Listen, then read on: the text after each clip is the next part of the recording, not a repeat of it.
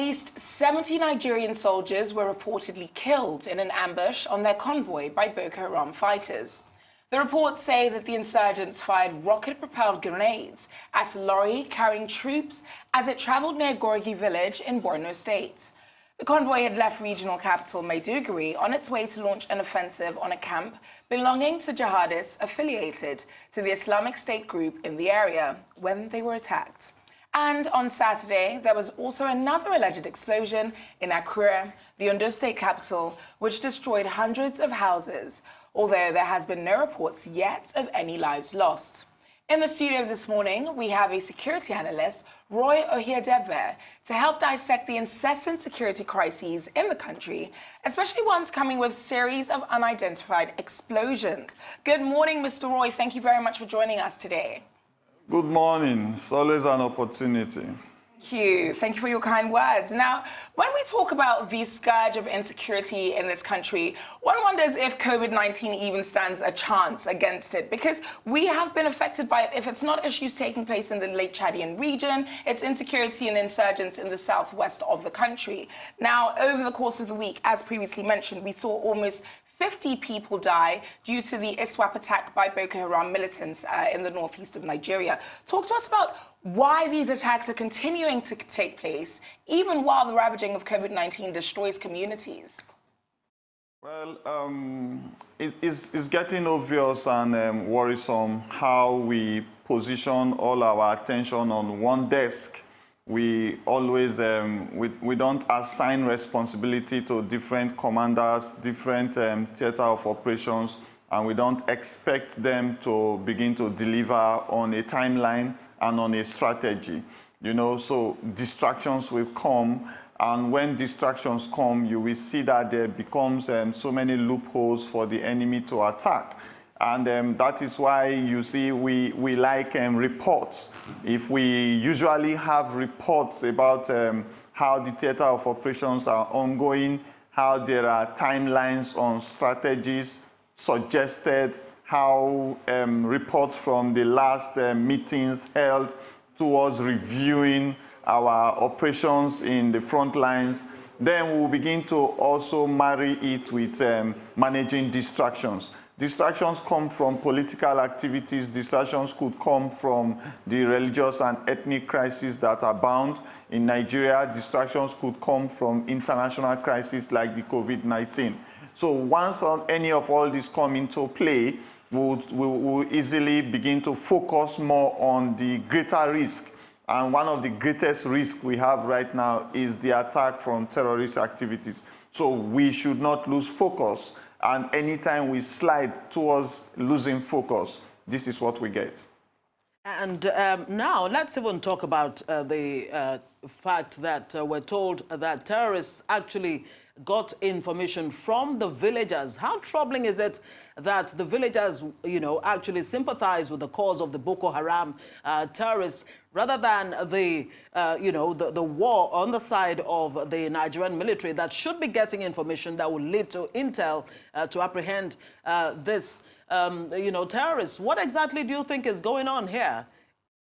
Well, breakdown of trust in intelligence gathering is usually coming out from mismanagement. You know, you need to manage your sources of information, and you need to continue to build relationship. One of the key areas the army uses to build relationship with the communities where they operate from or where they build barracks from, it's community support, like in medicals, like in disaster response, like in maybe clearing of debris and giving water, supporting other activities in the community, whilst underground agents go down and begin to build intelligence and intelligence gathering. But you see, once there is not enough fund and focus, and then there's diversion of fund and focus, then you begin to see that the trust begins to wane from the communities. And ordinarily, we needed to hold the local government chairman, we needed to hold the village chiefs, all of them responsible. But if you do that, whenever they get compromised, you lose focus on your intelligence gathering. So you should build your own moles Because in every community, there are people that are within the military, within the DSS, within the police, that originally comes out from that community. So you need to integrate such persons in such operations so they blend easily, they blend well, and they begin to help. So I believe that there is lots of focus, and I'm encouraging that we should build relationship with such communities, especially in provision of so many other activities, social activities. Let's even talk about transparency on the part of the Nigerian army, because the figures as to the number of soldiers that died in the Monday attacks, you know, the figures just vary. On one hand, you hear 70. The military is saying, no, it's only 29 soldiers that died in that attack. How transparent do you think the Nigerian military is when it comes to giving the information that we need to know beyond, you know, those kind of information that would be a security threat? Well, coming from a military background, it's easy for me to tell you that in security environments, generally, information is on need-to-know basis, you know. And there is this propaganda war that is also attached to all of these front lines that we operate from. So if you need to manage information, sometimes you need to manage information. So the responsibility comes back to the people, responsibilities comes back to the press.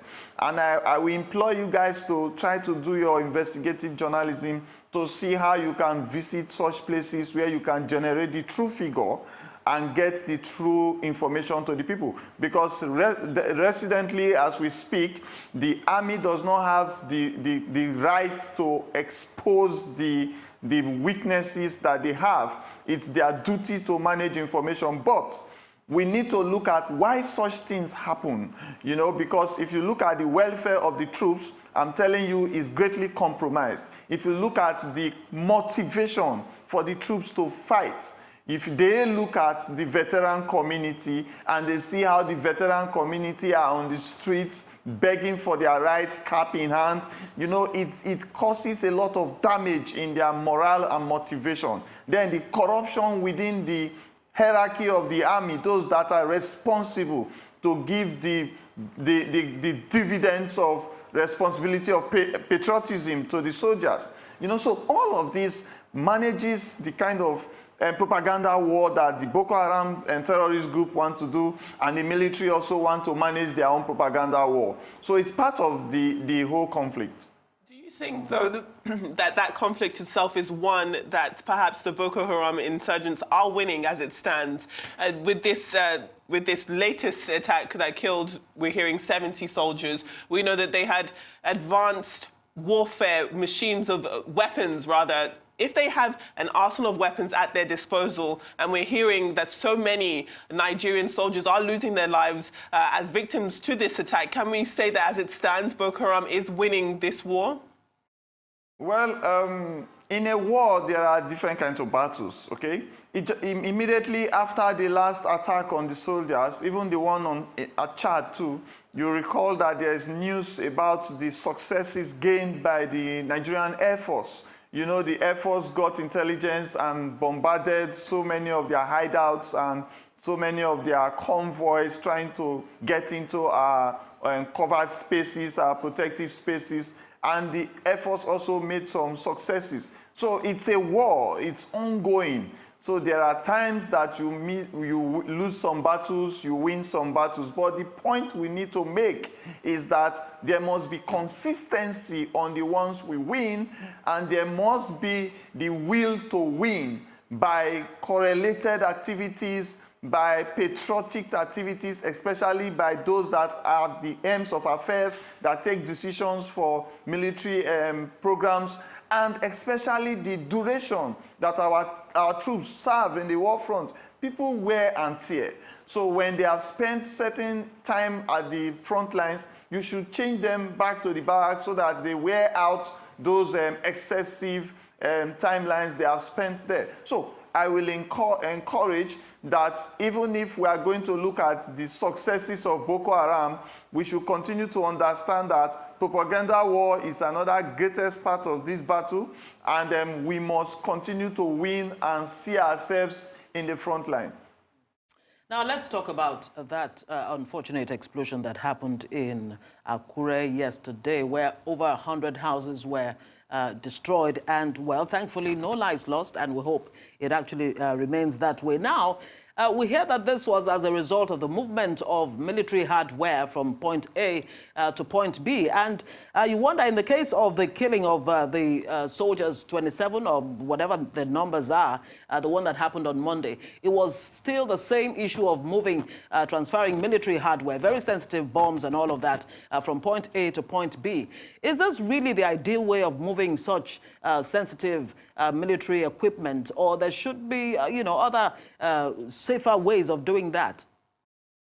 Well, thank you. We have not really gotten the full report of all of these explosions. Last time, the one that happened in Lagos, we were at the studio here and we're trying to analyze. And I mentioned that we need to have proper forensic reports because there are people that are trained and have been in active service with explosives. Both in the police have their EOD section, the military have their bomb school, we have the Nigerian Army bomb school, and I spent some time in the bomb school too as an instructor. So I think that certain persons must be brought into this to look at the crime scene, the incident scene, to pick up some things for forensic analysis, to also do some investigations by interviewing some eyewitness and carrying out an independent report for Nigerians. Because right now, whatever report you are going to get, if it's going to make a dent in the government's image, it must be managed. And definitely the real incident report will not be made public. All right, we'll have to leave it there. Roy Okhidievbie, security analyst, thank you so much for your insights this morning on the show. We'll take a short break, and when we return, we are talking. Okay, we're still talking with him. We're still talking with Roy Okhidievbie. Let's take a break and return with more. Stay with us.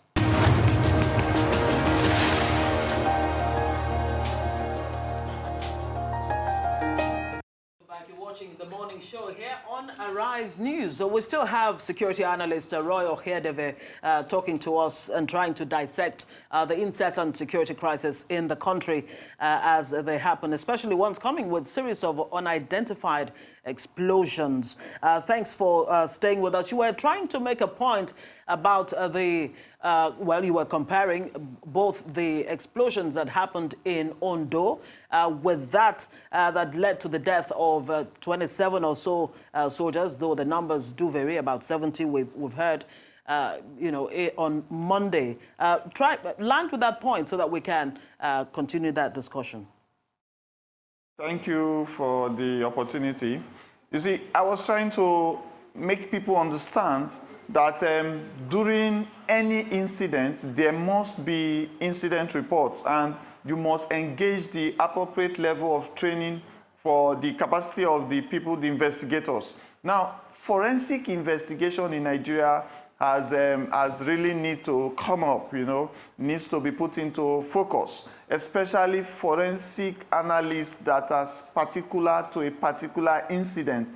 There are those for medical situations, there are forensic situations for homicide, there are forensic experts for explosives and EODs, so everybody needs to be allowed to play in the capacity where they have superiority. So I think that the government should look at that very well. It's not even maybe it's a pipeline explosion, and we have people in the oil and gas industry that are experts in investigating explosions to know if it was arson or if it was an industrial accident. So we should look at all of those expertise. Now, Roy, you said something prior to us going on break that I want to expatiate on. You said, let's look at why things happen. And if we take a look at Boko Haram and their insurgency in the northeast, or the Lake Chadian region, the lake basin, if you will, they have launched a bloody insurgency in that area since 2009. So they started in the Lake Chadian Basin. They later sort of, moved out to Niger, to Chad, to Cameroon, and of course staying in the northeast of Nigeria. This has prompted a huge military response since 2009, and more than 30,000 people have lost their lives, while we see numbers of over 1 million people being displaced in the area. Why? Where did they come from? Why are they creating such a scourge on that particular region? And where is it that we expect them to go? How do we expect to get them out of the area? What can be done by the government? That's a lot of questions in one. Okay, let's look at it this way. You know, terrorism, insurgency, banditry, they thrive more in unpoliced areas. Once you have unpoliced areas and you have areas where the road networks cannot actually be segmented and integrated in a mapping system, you know, so such places become porous for them to create camps, training areas, for them to channel food and petrol and other necessities they need for logistics. Then in Nigeria, particularly, if you look at the areas where we have terrorist operations, you will notice that there's a lot of poverty in such places. You will see that there's a lot of people there that can be compromised. You will see that ethnic, religious, and political activities have disintegrated the unity of the people.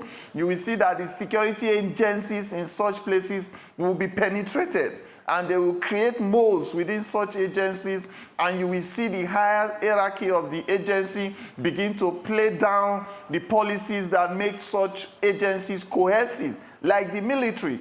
You know, there was so many times that we saw where military generals were involved in corruption. Even the last one where soldiers ran away with monies a general asked them to divert. You know, so many of all those kind of things create the opportunity. Then we look at their funding. You know, they have a lot of opportunities to get funding from outside the country.